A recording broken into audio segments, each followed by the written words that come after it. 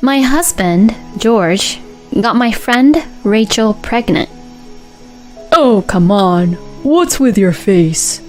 It's your fault that you're infertile, you know. If you want alimony, I'll give it to you.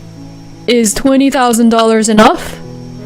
Don't come after me because you get lonely, okay? Because that would be really annoying. Sorry about that. Sorry I took George away from you. Anyways, we're going to be happy from now on. Make sure to congratulate us. My friend Rachel patted her belly lovingly. Looking at her big belly, I put my hand on my chin. I thought to myself, something's wrong. And after thinking for a while, I said, oh, I see. That's how it is. What is up with you all of a sudden? I smiled to myself as I saw the truth behind her actions. My name is Diana. I live with my husband George in a rental apartment. I met George at my previous workplace. We were in different departments and joined the company at different times, but we met when we happened to sit next to each other at the company's year-end party. George had a gentle personality and was able to interact with everyone regardless of the department that they were in. I liked that about him, and he liked me, and so we began to go out. We had a few fights, but after 2 years of dating each other, we got married and have been married for 3 years. And currently, we have no children. It's not because we decided not to have children. Both George and I have a great desire to have children.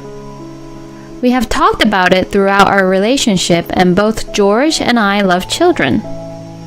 I quit my job to become a housewife, but unfortunately, we have never been able to have a child. I was well aware that having a child is not something that can be achieved only by the desire to have one, but when I wasn't able to get pregnant after trying so hard to get pregnant, I felt that my spirit was slowly being sapped away. On top of that, Emily, who is my mother-in-law, lives nearby, visited me unannounced every day and kept pressuring me to have children. I thought she was a good mother-in-law when we first got married because she cared about many things, but she became more aggressive about me being pregnant as time went by. She was not only pressuring me to get pregnant, but she also took my things without permission, complained about the food I cooked, and was always picking on me. The other day, she took all my jewelry bags and clothes, claiming that she would help me clean up. Emily, those are my clothes. I'm still using them, so please don't take them without my permission. What are you even saying? You don't even fulfill your duties as a wife, so aren't you ashamed of yourself buying all these luxurious things? I will use these accessories for you, so be thankful about that. Ugh, I really feel sorry for George. I really feel sorry for him for being tricked into the relationship by a woman like you. You can't get pregnant, so you're not fit in to be a wife. Just break up with George and get out of our lives. No matter what I said, Emily would never listen to me. George, who was also there, did not stop Emily, but rather seemed to agree with her. It's not like I just sat idly by with my fingers crossed when they pressured me to get pregnant. I went to the OBGYN several times. After various tests, there was nothing wrong with my body. So, I thought that there might be something wrong with George's side, and I recommended that he undergo tests, but he wouldn't listen to me. On the contrary, he had completely accepted his mother's wisdom that infertility is a problem on the women's side, and the situation never got better. One day, after all this had happened, George came home from work with an unusually serious look on his face and asked me to sit down. Diana, I've got to tell you something. Can you please listen to what I have to say? What? Why are you being like this all of a sudden? I was going to make dinner, so does it have to be now? George stopped me as I was heading for the kitchen and sat me down on the sofa in the living room. He was sitting cross-legged on the carpet. Then, after about 10 seconds of silence, he opened his mouth. Actually, she's pregnant. So please break up with me. If you want alimony, I'll give it to you. Is $20,000 enough? I'm sure you'd understand, Diana. I've always wanted a child. So like Mom said, I don't want a wife who can't get pregnant. I didn't understand what was being said. All I could say was, "Huh? What?" And no other words came out. I was so stunned, and George began to repeat what he had said. So, I will have a baby with someone else because you wouldn't get pregnant. Well, I feel bad that I made a baby with someone else, even when we haven't had a divorce yet. But that's just the way it is, so I'll pay you alimony. But you have to know that it's all your fault, you know, Diana. If only you had gotten pregnant, this wouldn't have ever happened. I couldn't understand at all about the situation, no matter how many times I had been told. Is he really an adult? Where in the world has the gentle George who I fell in love with go? While holding my head because of the migraine I had from listening to him, I asked the one question which was bothering me the most. Who is the other girl? How long have you had that kind of relationship? It's Rachel. You remember, she's your ex-coworker. When I told her you were having troubles to get pregnant, she suggested that she would. George answered the question easily with a nonchalant look on his face. Rachel and I had joined the company at the same time, and we were reasonably close. She had even come to the wedding I had with George, and it was Rachel who gave me a push when I was wondering if I should go out with George in the first place. The worst kind of betrayal left me in darkness. The OBGYN had checked her the other day, and they said that the baby is a boy. Oh, I'm so excited to have the baby. I want to play catch and go camping and stuff when he's older. Finally, my long-time dream is coming true. George was being very happy despite my shock. Does your mother know about this? I asked him, and he nodded his head. Of course, I already told her. Mom is so happy to finally have a grandchild. I'm getting ready to move in with Rachel too, and we're all getting prepared. As soon as you and I get divorced, we're gonna move in together. It seemed that they were already talking on the premise that I would agree to the divorce. At that moment, the doorbell rang. I wasn't expecting anyone to visit, but George says, "Oh, she's here," and hurried to the front door. Then he quickly returned to the living room. To my surprise, Rachel was right behind George. Rachel was clinging onto his arm, smiling and laughing. Sorry, Diana, for getting pregnant. George insisted on wanting to have a child so bad that I decided to support him. I heard from George, you know, that you can't get pregnant, right? Well, that can't be helped. It's your fault for not being able to get pregnant, Diana. Rachel was saying crazy things while patting her belly lovingly. Her belly looked very big. Are you sure that the baby in your belly is really the child of you and George? When I said that, Rachel's nostrils flared up and she says, Of course, loudly. Yes, of course. This child is mine and Rachel's. Don't be sarcastic just because you couldn't get pregnant. Right, Rachel? Rachel, who had just assured me that it was their child, seemed to be looking at me with a somewhat worried look in her eyes. Yes, that's right. Of course it's mine and George's child. I can't believe you even questioned me. I see. Well, I thought to myself that if that's the case, I'll accept the divorce. With that, I hired a lawyer and decided to file for alimony against both of them. Thanks to the lawyer, I was able to get over $20,000 in alimony and the divorce was finalized without any delay. I decided to move back to my parents' house because I didn't want to be near George and his family. I am sure that the truth will come out soon. A year had passed since then. I found a job soon after returning to my parents' home, and I was living in peace with my parents. I was at peace, remembering less and less of the horrible things that had happened to me. On that day, I went to work in the morning and came home around 7 p.m. and I saw someone hanging around in front of my house. Who could it be?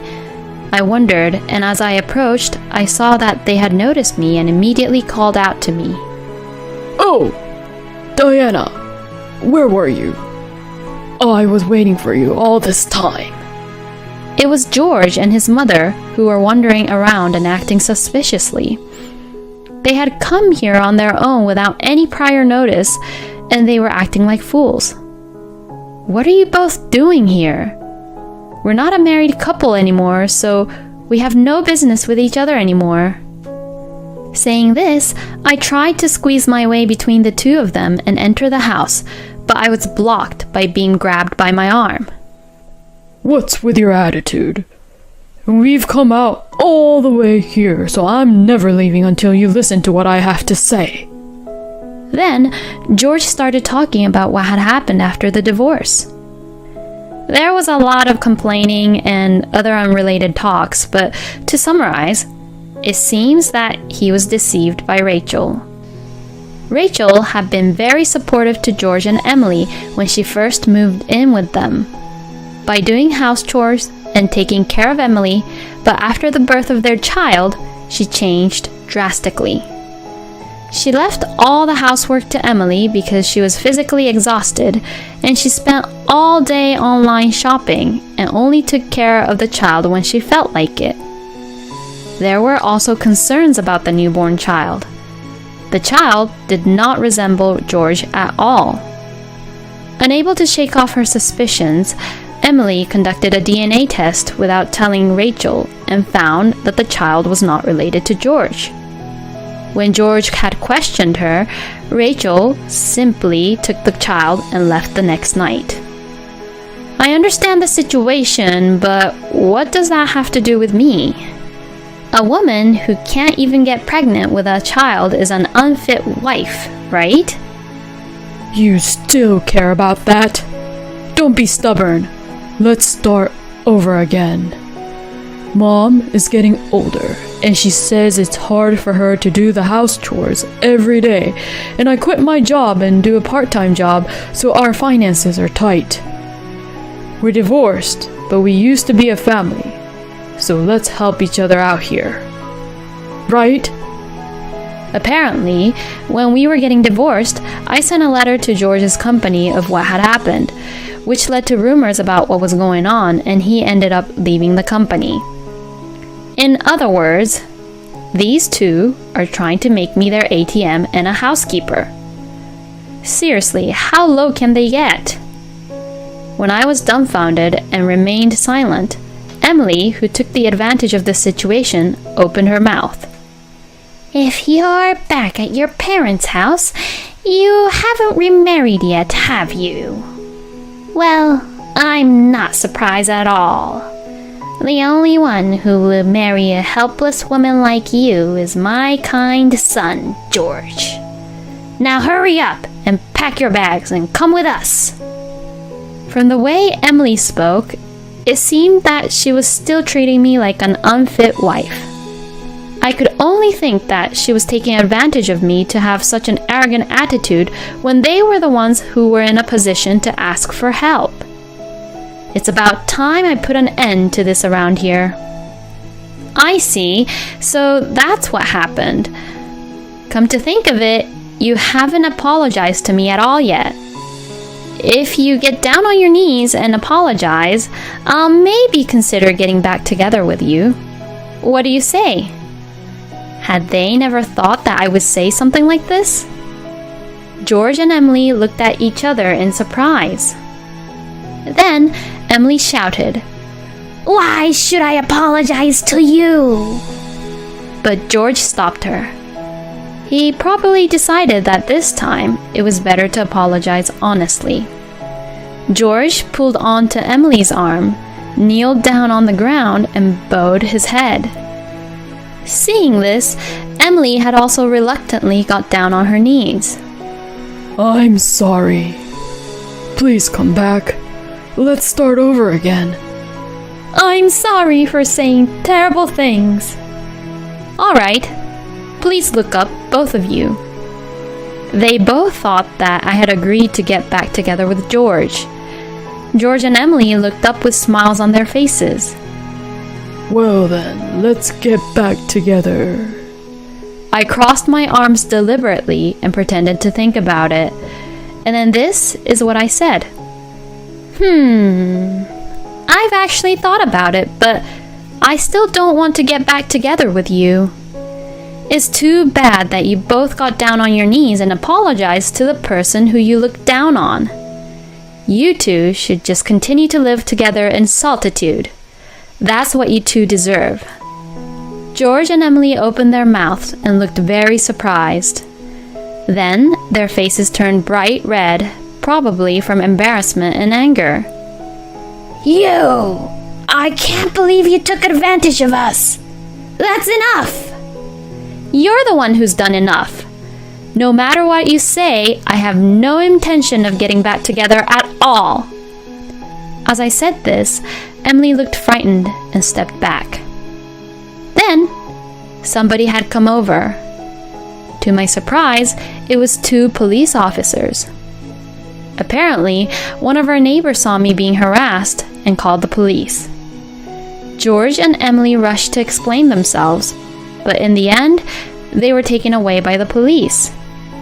After that, they never came to my parents' house again.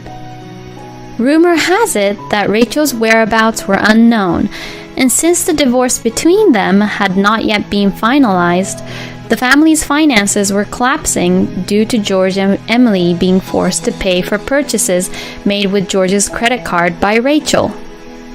So George and Emily had sold the house and are living on George's pay from his company, which has terrible working condition, and from Emily's pay from her part-time job. As a matter of fact, I knew where Rachel was and her current situation. A former co-worker of mine happened to see Rachel in town and told me about it. Supposedly, Rachel was carrying her son in a stroller with a large luggage. Her face was gaunt, and she didn't seem to have the same energy that she used to have. I don't care what happens to Rachel, but I just only hope that the child is healthy. And also, George had contacted me once. I had been told by my lawyer that I shouldn't block incoming calls just in case, so I had followed the lawyer's advice. At that time, I was checking my phone, so I answered his call. Oh, Diana. Long time no talk. I actually wanted to tell you something, which is why I called you. What? We have nothing to talk about anymore. Actually, I went to the clinic the other day, and I finally found out that the reason why you weren't getting pregnant was because there was something wrong with me. I'm so sorry for believing in what my mom only had said to me instead of believing in you, Diana. I was so stupid. I'm truly sorry. Even if you understand now, it's too late. Don't contact me again, ever. I said that and hung up on him. I hope that he will regret whatever he has done to me for the rest of his life. I felt as if everything was finally over. After that, I started to date my colleague at work. I told him I was divorced, but thankfully he said he didn't mind at all. We continued to date, and recently he proposed to me. Of course, I agreed to marry him, and he had to transfer, so I took the opportunity to move to a faraway town with him. This would really cut the ties I had with George and Emily. And now, I am pregnant with our long-awaited child. Just as my OBGYN had told me, there was nothing wrong with me. My husband was very happy and vowed to take care of me and the child for the rest of his life. I want to take good care of our child and my husband forever. My heart was filled with excitement as I thought of the happy life that awaited me with my child and my husband.